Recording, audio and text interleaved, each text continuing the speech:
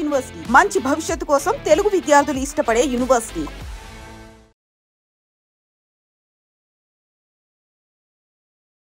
నేను రాజశేఖర్ గారు వ్యక్తిగతంగా అడుగుతున్నాను. రాజశేఖర్ గారు చేస్తున్న ఉద్యోగం 24/7. రాజశేఖర్ గారు వైఫ్ డాక్టర్, ఆవిడ కూడా ఎనీ టైం డాక్టర్ పేషెంట్కి వెళ్ళాలి. మీ ఇద్దరు ఇలా పబ్లిక్ సర్వీస్గా మీరు ఎక్కువ టైం స్పెండ్ చేస్తే మీ పిల్లల్ని ఏ విధంగా మీరు మంచి బాటలు? In fact I use to teach మా పిల్లలకి చిన్నప్పుడు నేను టీచ్ చేస్తుంటాను physics. I use to teach physics to my son. మా పాపకు కూడా I will monitor her studies. All that is there. Not that I will leave them to their fate. ఖచ్చితంగా తర్వాత వాల్యూస్ అనేది మనం వాల్యూస్ నేర్పించాలి.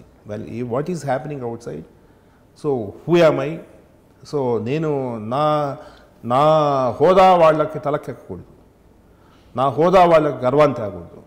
సో వాళ్ళ బిహేవియర్లో మనం ఎక్కడి నుంచి మనం ఏ స్థాయి నుంచి వచ్చామో సో అది వాళ్ళు గుర్తుపెట్టుకోవాలి.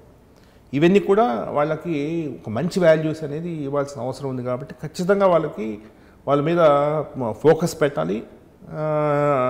వాళ్ళు ఒక మంచి పౌరులుగా తీర్చిదిద్దడానికి ప్రయత్నాలు చేయాలి. So I'm successful in that. Okay, మీరు పోలీస్ డిపార్ట్మెంట్లకి అమ్మాయిలకు రావాలనుకుంటే చాలామంది కొన్ని అనుమానాలు ఉన్నాయండి. ఇక్కడ 24/7 జాబు, సరైన ఫెసిలిటీస్ ఉండవు, కుటుంబాలకు దూరంగా ఉండాల్సి వస్తుంది, ఎక్కడో అడవుల్లో పనిచేయాల్సి వస్తుంది అన్న ఒక అనుమానాలు ఉన్నాయి. అటువంటి అనుమానాలన్నీ కూడా నివృత్తి చేయడానికి మీరు ఇచ్చే మెసేజ్ ఏంటి? ఉమెన్ ఆఫీసరు నేను ప్రతి సందర్భంలో ఒక ఉమెన్ ఎస్ఐ కానీ ఉమెన్ కానిస్టేబుల్ కానీ మామూలుగా ప్రతి సందర్భంలో చెప్తాను, మీరు యూనిఫామ్ అనేది మీ ఒంటి మీద యూనిఫామ్ రావడం అనేది చాలా అదృష్టం. మీరు ఒక ఉమెన్ యూనిఫామ్లో రోడ్డు మీద నిలబట్టి ప్రజలు ఆరాధిస్తారు, అభిమానిస్తారు. వాళ్ళ కూతురునో వాళ్ళ చెల్లెలనో నీళ్ళు చూసుకుంటారు. కాబట్టి టేక్ ప్రైడ్. అదే ఒక ఉమెన్ ఆఫీసరు కరప్షన్కి కానీ పాల్పడితే, మామూలుగా మేల్ ఆఫీసర్ కరప్షన్ పాల్పడితే చూసే ఆ డ్యామేజ్ కంటే ఒక ఉమెన్ ఆఫీసర్ ఉమెన్ కానిస్టేబుల్ చాలా హారిబుల్ లేడీ ఇట్లా అంటారు. చాలా అసలు మీకు ఇది ఒక సదవకాశము, దీన్ని ఉపయోగించుకోండి. ఈ మధ్య మీరు చూడండి చాలా బాగా చేస్తున్నారు ఉమెన్ ఎస్ఐస్ కానీ చాలా బాగా చేస్తారు. ఎందుకంటే వాళ్ళకి ఒక ఎంపతి ఉంటుంది, వాళ్ళకి ఒక కష్టం తెలుసు. సో వాళ్ళు పోలీసింగ్ చాలా అద్భుతంగా చేస్తున్నారు. ఈ మధ్యన ఎస్ఐస్లో చాలా అద్భుతంగా చేస్తున్నారు. అయితే కొంత వితిన్ డిపార్ట్మెంట్లో కూడా ఉమెన్ని రెస్పెక్ట్ చేయాలనేది ఆ అవేర్నెస్, ఆ కల్చర్ కూడా ఇంకొంత రావాల్సిన అవసరం ఉంది. ఎందుకంటే ఇది మేల్ డామినేటెడ్ డిపార్ట్మెంట్, ముందు నుంచి కూడా ఉమెన్ లేరు. సో ఈ మధ్యన ఎక్కువ ఉమెన్ వస్తున్నారు. సో వీళ్ళని గౌరవించాలి, వీళ్ళని నీచంగా చూడొద్దు, వీళ్ళని చేస్తారే అది ఒకటి. తర్వాత చాలా అసహ్యంగా మాట్లాడడము, లేదంటే ఆమె క్యారెక్టర్ గురించి మాట్లాడడం, ఇవన్నీ కూడా కొంత ఆపుకోవాల్సిన పరిస్థితి ఉంది. అదేవిధంగా పోలీస్లో ఉమెన్ పట్ల పోలీస్ వాడు behaviour, that is also very important. So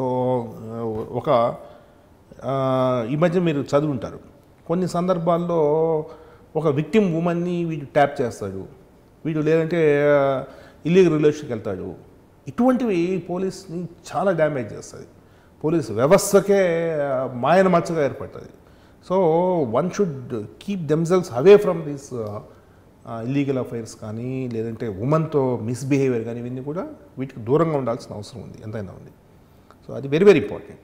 okay, so women పట్ల బిహేవియర్, అందుకే ఈ మధ్యన ఉమెన్ ఫ్రెండ్లీ పోలీస్ స్టేషన్స్, దిశ, ఇవన్నీ కూడా గౌరవ ముఖ్యమంత్రి గారు వచ్చిన తర్వాత వీటన్నిటి మీద ఫోకస్, ఒక అవేర్నెస్ క్రియేట్ చేస్తున్నారు. దిశ మొబైల్ యాప్, దిశ SOS, తర్వాత దిశ వాహనాలు, లేదంటే దిశ పోలీస్ స్టేషన్స్, దిశ ల్యాబొరేటరీస్, దిశ ఫోరెన్సిక్ ల్యాబొరేటరీస్, ఉమెన్ క్రైమ్ వచ్చేసేసి వితిన్ 1 వీక్ ఇన్వెస్టిగేషన్ కంప్లీట్ చేయాలి. ఇటువంటి అన్ని కాన్సెప్ట్స్ ఏంటంటే ఇందులో భాగంగానే ఉమెన్ యొక్క మహిళకి ఒక భరోసా ఇవ్వాల్సిన అవసరాన్ని గుర్తిస్తుంది. సో అందుకే మనం కూడా we should fall in line.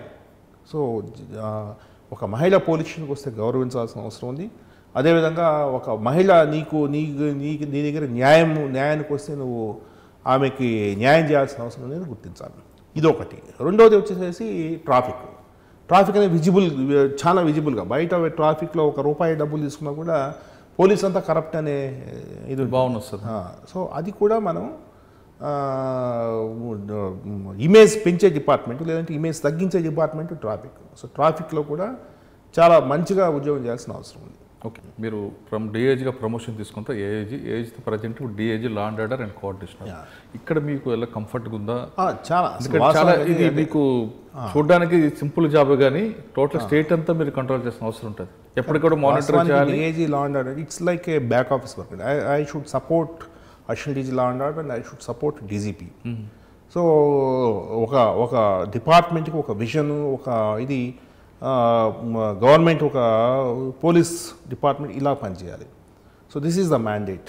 So ఇలా పనిచేయాలి. So this is the target, this is the goal. So DG గారు ఏం చేస్తారు?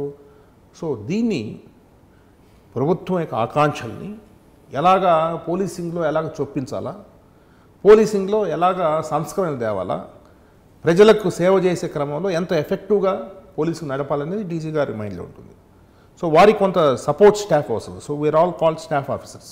అంటే this is like a back office. So ఇక్కడ వారు తీసుకునే ప్రతి కార్యక్రమంలో కూడా మన రోల్ కూడా కొంత ఉంటుందన్నమాట. We need to support.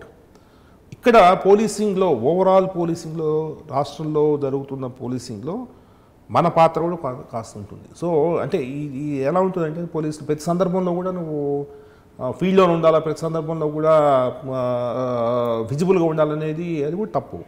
కొన్ని సందర్భాల్లో మీరు బ్యాక్ ఆఫీస్లో ఉండాలా, కొన్ని సందర్భాల్లో మీరు మీ యొక్క